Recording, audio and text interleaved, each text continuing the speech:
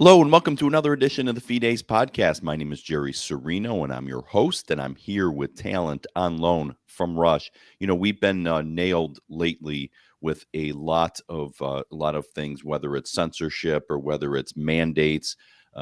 People being fired for simply speaking or having a certain belief.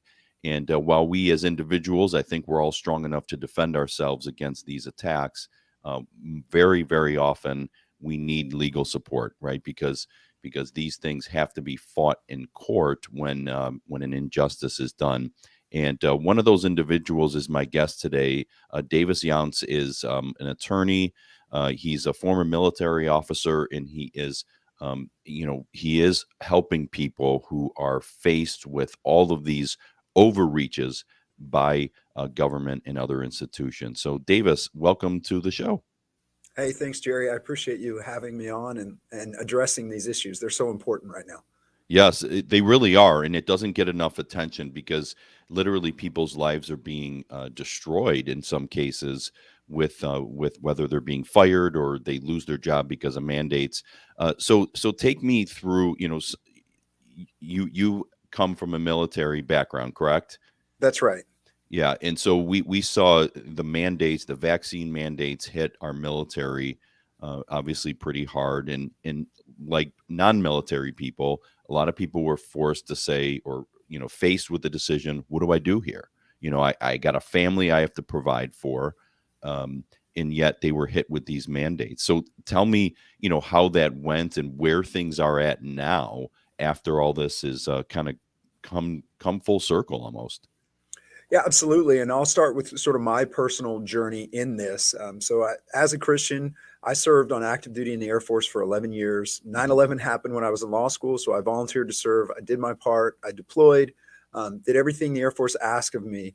Got out after 11 years and continued to serve in the Guard and Reserves. So when this mandate came out, I was right at 19 years of service, Mhm. total service.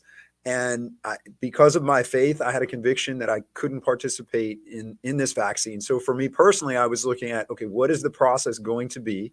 Are we going to acknowledge federal law, the Religious Freedom Restoration Act? Are we going to recognize religious accommodations and medical accommodations in the military? So it started with that for me. It very quickly became clear that this was a huge issue for military members. At one point, when you look across the services, there were 250,000 military members that had a religious objection, medical exemption, or another objection to this vaccine mandate. And that included Navy SEALs, fighter pilots, and other things. So I got involved in this fight publicly with the Navy SEALs. There was a group of Navy SEALs who were being told they were being threatened with court-martial if they didn't get this vaccine, guys that deployed, guys that have done everything, taken lives for this country. And that's the position they were in. So that's when I got publicly involved in this. Mhm. And that's kind of where the battle for religious freedom, but also just for medical sanity in the military began with all of this. And it's been a very interesting battle. So where it started was military members, myself, Navy SEALs, and otherwise were being threatened with court-martial. If we didn't set aside our religious faith, if we didn't take this vaccine, we were going to be court-martialed. Now, initially, back in 2020, Congress intervened and they did something very small, but they said, hey, the worst case scenario for someone who's being kicked out over the vaccine mandate is a general under honorable conditions discharge. That seems very simple. It seems like a small thing, but what it did is it took away any incentive for the military to court-martial service members, because the only real punishment they wanted from a court-martial is a dishonorable discharge. That's what the military wanted. That's the threat they wanted. So when Congress did that, everything became more administrative for most folks rather than court-martial. So that's kind of where it started. As things moved on, we realized the military wasn't going to grant religious accommodations. They had a plan in place from the beginning to ignore the Religious Freedom Restoration Act, ignore the constitutional rights of service members, and rig the religious accommodation system. So that's kind of where this battle really got ugly, and that's when you saw federal litigation come in. Yeah, and that's what I mean by, it's you can resist and we can try to speak out and voice our opinions, but at some point we need legal, help. It has to be adjudicated in the courts, and that's where someone like you comes into play, and because people don't know where to turn, right? If they lose their job, or they're potentially losing their job. So when we get into the vaccine enforcements, what we also had that went along with that and still goes along with it was censorship of seemingly any discussion of it, right? And people just wanting to ask questions, people voicing their opinions, hearing about things and wanting to know, hey, is this true or is that true? Tell us about that aspect of it, because that's a legal thing. That's the First Amendment. Yeah, absolutely. A huge issue within the military and across all of society. We saw Hmm. this, government collusion with private companies to Hmm. censor information and to anything that even just to put out inaccurate information to push this down. So within the military, you saw that as well. Hmm. Anyone who made statements that say, hey, I have questions about this, this doesn't make sense, I have sincere concerns with the way we're handling this, you were seen as disloyal. I mean, I have individuals I've spoken to who had their security clearances pulled because they were perceived as making disloyal statements because they were asking questions about the vaccine. So that's the kind of pressure you see. I had Hmm. a client, a colonel, a full colonel, a commander. She said she submitted her own religious accommodation and she said, hey, I have 2 civilians that work for me and they have both already been vaccinated. And the Air Force said, well, you need to give them an order to get vaccinated as civilians. This is what they said, which was again pulled back because everyone knew that was an unlawful order. But they gave these 2 civilians. And she said, hey, I can't do that, but my boss is more than happy to give that written order. And by the way, there's only 2 civilians that work for me, and it doesn't matter. They're already vaccinated anyway. They fired her from her command position simply because she wouldn't give the order. She didn't feel comfortable because of her religious faith giving that order. So within the military, it's worse. And this shocks people. But again, I think it's so important to tell these stories. I mean, this goes to military medical providers. There are Hmm. military medical providers who looked at individuals' medical records and said, you have things that even the FDA and CDC say this vaccine is contraindicated. And Hmm. military doctors were told, if you grant a medical exemption on that basis, we're going to go after your credentials to practice medicine. We're going to go after your license. That absolutely happened in this. I had a client submitted a religious accommodation, and people, again, this is wild, but he submitted a religious accommodation, denied. Submitted a medical accommodation. Why? He had adverse reactions to 2 different families of antibiotics. He's been told, FDA, CDC on their website, if you have that reaction, don't get this vaccine. Submitted the medical accommodation request. They said denied. He said, okay, I'm going to wait. I'm going to see if there's anything else I can do, if I can get a second opinion. His brother and sister went out. They both had adverse reactions to this product. Both did. One collapsed in a parking lot outside of a CVS and had to be hospitalized because of an adverse reaction. He submitted all of that information, including medical opinions from primary care physicians saying, don't get this vaccine. The Air Force provider he talked to first told him, a captain said, hey, I'm going to have to recommend denial of this because it doesn't fit any of the things we're going to give exemptions for. But if I were you, I wouldn't take this. So it went up to an 06 in the Air Force, a physician in the Air Force who put in an email and said to my client, hey, your exemption request is denied. But if you're uncomfortable, just get admitted to the hospital first. That way, if you go into anaphylactic shock, they'll be able to bring you back. It, So yeah, it's unbelievable to me, the levels of, I don't even know what it is, and I know you're coming from from a legal perspective on all this stuff, but I it always makes me ask the question, and I don't know if you're interested in commenting on this, is to why, right? I mean they're making these medical decisions. If it was something else, if it was another medicine, another something else, whatever it is, any they other would look at. vaccine before, Right, right, treating right. They would completely look at it differently. medically, like doctors do every day when they're treating patients for whatever it is. They make these decisions and they say, "Yeah, you shouldn't do this, or I'm going to take you off of this medicine because of this." Why? Are you? What do you think? If you're interested in commenting, even though you're an attorney and No, I'll listen. I'll weigh into that because it starts with just this, and this is the thing I've had to wrestle with. Again, I retired in December, 20 years of service. The only reason I got to retirement was because of an injunction in federal court. My religious accommodation was denied, my appeal was denied, and I got there. But from the beginning, what became clear is it didn't matter how or why. The goal was 100% vaccination. Doesn't matter how, doesn't matter why. The clear expectation from the administration in the White House, from the Pentagon, was you will get to 100%. That's it. So Mm-hmm. knowing that then explains why they ignored the law with regard to religious accommodations, medical exemptions, anything else, just ignored it. Then it gets to why. It's political. There is a political reason behind this. I don't fully know what that is. I have concerns. I have grave concerns that it's a push to get conservatives out of the military. Honestly, to get Orthodox Christians out of the military. I can't prove that. I can't prove that in court. Mm-hmm. But I can say that's been the result. That's been the result. Anyone that was willing to ask questions, take a stand, just even ask what we're trained to do, ask questions. Is this a lawful order? There's no place for that. There's no Mm-hmm. place for that in today's military. So is it a purge of conservatives and Christians? It feels like it. Can't prove that, but it definitely feels that way. Yeah. Yeah. No, it's got to be something. I don't know what it is. There's a lot of theories, and that certainly is a good one. But it just seems like they threw out all natural sense of logic and normal medical practice when it came to the vaccine. And we're talking about too, by the way, people that you're representing in the military who are among the healthiest among us, very likely. And if they're even in and around my age or your age, their survival rate, if they got COVID, was 99.59%. I mean, or and above.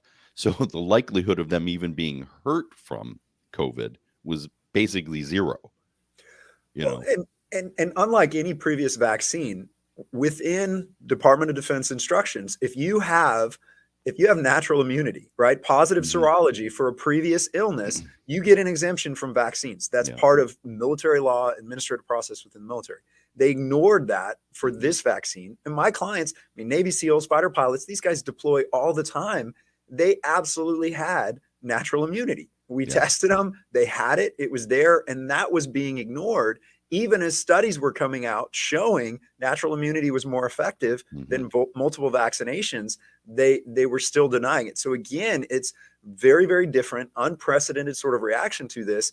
And then just the way that even those medical pieces of it were handled from a military readiness standard, it makes no sense to say of a Navy SEAL, of a Coast Guard rescue swimmer, Mhm. you've had COVID, you survived COVID, you have no comorbidities with COVID. We're going to make you take an experimental vaccine that's contraindicated for someone with your age, with your physical background. It's Yeah. amazing, amazing. Yeah, there have been so many, lies and covering up of the truth. I mean, let's not forget too that we were also told that the vaccine would prevent you from getting COVID and prevent you from transmitting COVID. We were told that, not by, just rumor. We were told that by the supposed experts. And do we see them backing down from these mandates now that it's quite obvious that it doesn't work? No. And so what happened within the Department of Defense is the Department of Defense was refusing to back down, even as they're Mhm. losing in court, even as everything was going against them under the law, especially the religious freedom aspects of this. They're clearly were violating religious freedom of military members. It took Congress acting and forcing the Department of Defense hands. So that's kind of where we're at now. We're in this world of what's going to happen to those still serving who took this stand, and we're looking at a lot of reprisal and retaliation, unfortunately. So you have to understand they're military commanders that threaten people, look people in the eye and said, we'll court martial you if you don't do this. Congress acted once, then it took Congress acting again. And now I have thousands of clients still serving that their future is uncertain Mhm. because of their religious faith or because of their medical history and because they were willing to take this stand. Yeah, it's all so sad to me, Davis. I that it's so unnecessary, because especially as we saw that have seen that it doesn't work. I mean, there's no evidence here that it stops the spread, that it stops you from getting it. At least have the decency and humility to say, okay, you know what? Let's take a time out. Maybe we were wrong on some of these things. Let's back off. And it seems like they don't. They continue to pursue or double down on their dishonesty. So we could talk about this all day long, and it really frustrates me because I know people who sought religious exemptions in the private sector, and they were denied.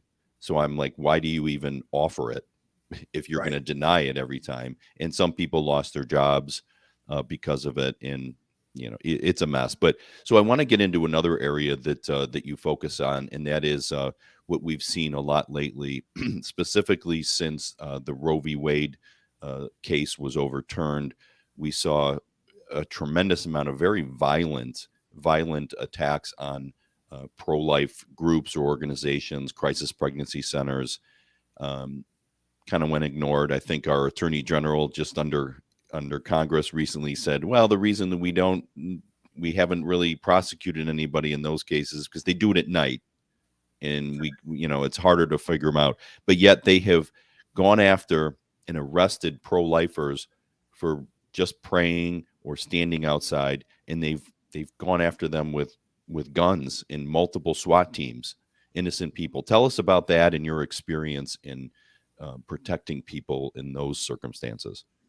Yeah, it's been a very, very difficult time because what we see is, again, we're talking about politicization. And so we have to think about that. We saw it in the military and we're seeing it in the Department of Justice. So we're seeing, senior leadership in DC in the Department of Justice using the Department of Justice as a political weapon to Mhm. target certain people because of their point of view and then ignore other criminal actions. So you're absolutely right. You're seeing threats, you're seeing repeated arsons, you're seeing bombings of pregnancy care centers, of places where pregnant women can go just to get resources and food and talk Mhm. about adoption or get baby formula. I mean, just wonderful organizations. All they're doing is helping people. You're there voluntarily. It's volunteers that work there. And they're being targeted and very, very dangerously, including Supreme Court justices. Yep. Supreme Court justices' very lives being threatened, protesting outside of their homes, protesting in their neighborhoods, no reaction to it, no arrests coming out of it.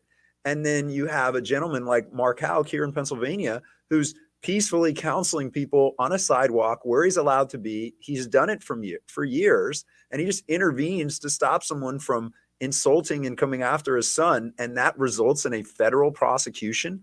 So Mhm. absolutely, just like within the military, it's a grave concern that we are taking the idea of political will is more valuable than the law, right? We're a nation of laws so long as we have the political will to follow the law. The military chose to ignore the Constitution, chose to ignore federal law regarding religious accommodations. They chose to Mhm. ignore federal law with regard to what's required in order to mandate a medical product in the military. We're seeing the same throughout the DOJ with these prosecutions. And it's very disturbing. And some of the problem is if we talk about very, very liberal areas of the country. So, getting a fair jury and getting a fair trial in parts of California, parts of Oregon, where I was born, DC, very, very difficult when we talk about these political cases. So that's where we hope, prosecutorial discretion will come in and they won't just go after people because they think they can get a conviction if they bring it in the right jurisdiction. That's Mhm. deeply concerning and troubling. It definitely is. It's really the police state, right? It's what you hear about third world countries where the party in power goes after their political enemies, and including a peaceful uh, protester, yet they allow pretty violent protesters and they just ignore it. And everyone should be concerned with that, regardless of where you stand on all these things, because the tables could be turned, and I don't want them to be turned. You're right. I don't want a Republican administration to go after only left wing individuals. I don't want that. I want equal execution of the law and the like. So okay, so going a little bit further into free speech, there's and you may have experience specifically with this, but I feel like that our government is inching closer and closer, and is even there to going after actual religious denominations, specifically the Catholic Church, even because the Catholic Church has been, as an organization, has been very strong on pro-life, against gay marriage and the like, and so have other churches. But what do you think? How close do you think, or are we there? Do you have clients that are being attacked or fired from their job because they're Christian or they're Catholic, and the company knows what their views are? So yes, and I have grave concerns for what we see moving forward. So we see it usually starts subtly, and email Mm-hmm. seems like a funny place to bring it up. But if you think, so many people put like a tagline in their email, right? So they put a tagline in their email. They say, maybe it's a Bible verse, maybe it's a quote. Military members like to do that. And so I have clients that have put Bible verses in there when everybody else, they put a pride flag or Ukrainian Mm-hmm. flag, whatever political issue it is, they put something in there. They put a statement in there. As soon as you put a Bible verse in there, I have had clients that have been threatened to be fired if they did it again or didn't take it out because it offended someone. Mm-hmm. And then pronoun usage is becoming a hot topic across the board. And that's where we see it very, very quickly. So we see pronoun usage, mandated pronoun usage, being a potential cause for termination. So it's being deemed discriminatory, it's being deemed misconduct. And so churches, church organizations, Christian businesses, Christian schools need to be very, very cautious as they move forward, because there's not a safe space. And gay marriage is something that I counsel a lot of churches about, and I counsel pastors in dealing with that issue, because we've created a situation in our country where we have pastors performing a magisterial function for the state because pastors are allowed to sign a marriage license. Mm-hmm. And I've said to pastors, we need to be very cautious, not saying we shouldn't have state issued marriage licenses, but a state could say, well, if you're going to sign a marriage license, you can't discriminate on who you marry, even as a minister, even if that goes against your religious faith. So that's something to keep a very, very close eye on. And people think, if they're not paying attention in this area, that we sound, like we're being conspiratorial or something else. But look to Canada, and look to what's going on in Great Britain. You cannot pray silently within 100 feet of an abortion mill in the United Kingdom without being arrested. And they've arrested a woman twice for that.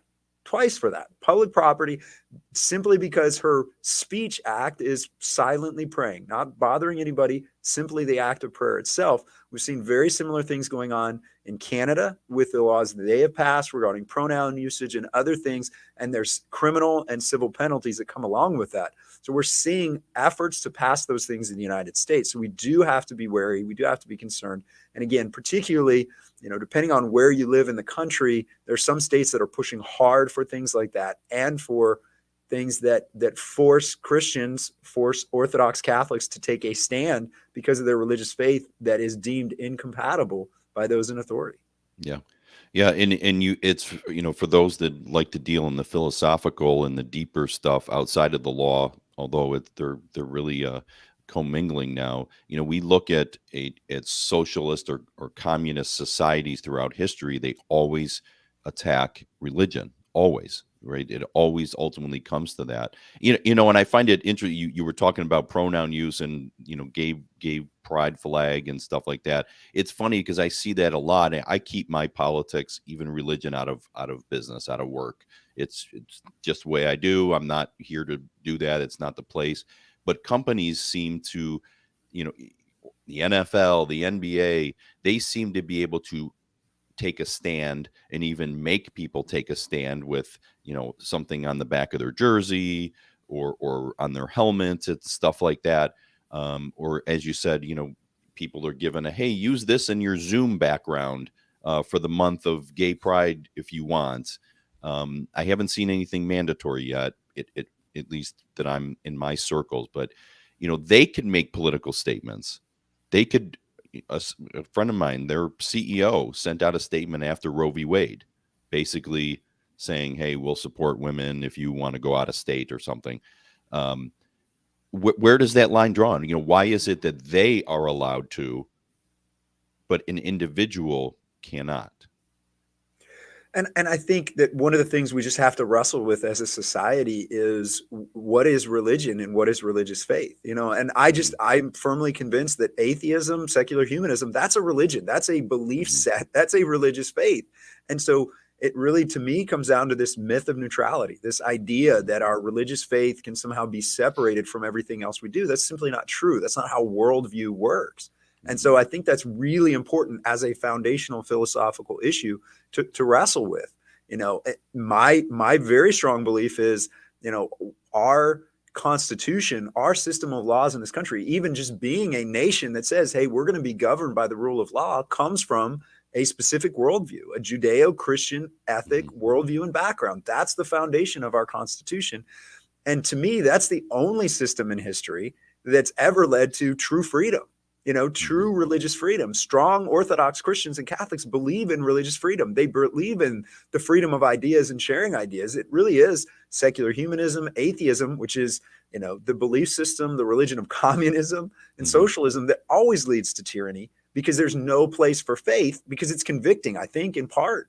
But if there's just no place for it. So we do have to wrestle with that. We do have to figure out, what is the church's role in society? And are we simply just going to, only focus on what we do within the four walls of the church, or is it going to impact how we interact with politics, education, and the rest of society? Yeah, for sure. So the last area I'm hoping you have some thoughts on. I don't know. Again, I don't know if you handle cases like this, or you're actively, is this whole equity and inclusion and stuff. And you hear of businesses saying we're only hiring minorities, we're only going to promote people of color. We're trying, people saying that we want to increase our levels of minorities in these positions, and so they're hiring based upon that. Obviously, to me, I'm going, well, that's discrimination. We're all against that. Are you seeing any of that out there within your clients? I am.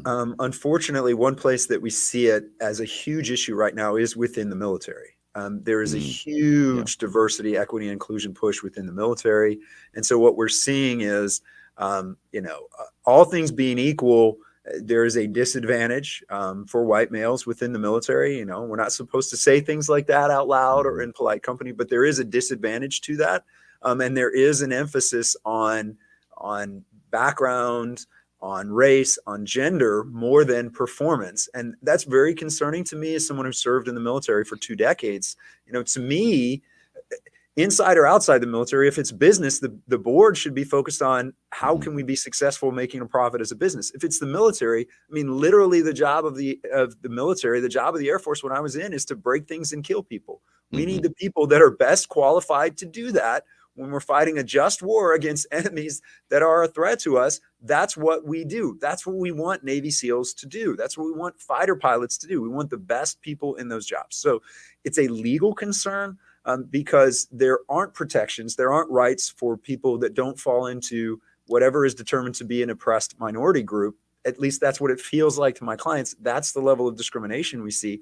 And quite frankly, allegations become convictions in that environment, right? So if someone is perceived to have been unfair or discriminatory or intended something, that had no ill intent behind it, but was said in an improper way, then those individuals are convicted, at least in the court of public opinion and among their command, before they've even had a fair hearing. So we see that a lot, particularly with chaplains. Unfortunately, we're seeing a lot of that there. But throughout the military, throughout the federal government, there is a real push.